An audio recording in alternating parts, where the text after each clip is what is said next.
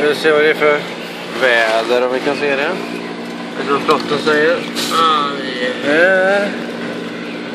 Och vi går sakta. Här så vi kan se vädret här lite grann.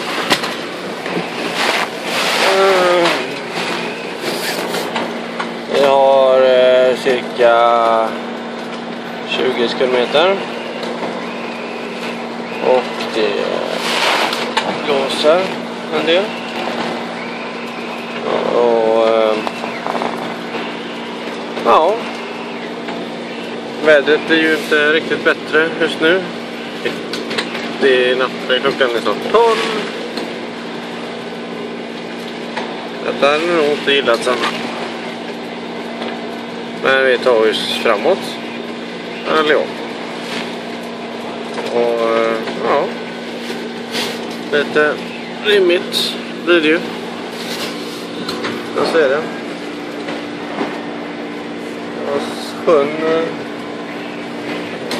slår över ibland. Ser inte så mycket. Mitt i Svarta havet. Nästan. Amen.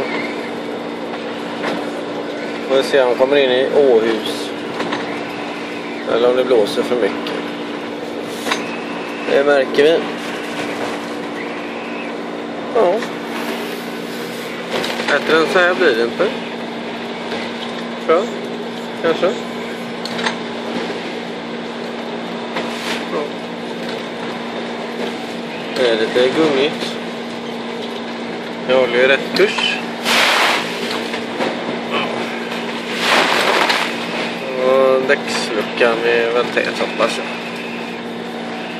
Det dyker mer än vad vi går uppe på vattnet.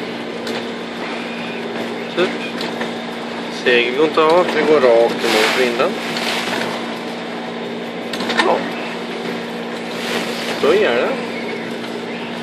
Men puss så länge. Hejdå.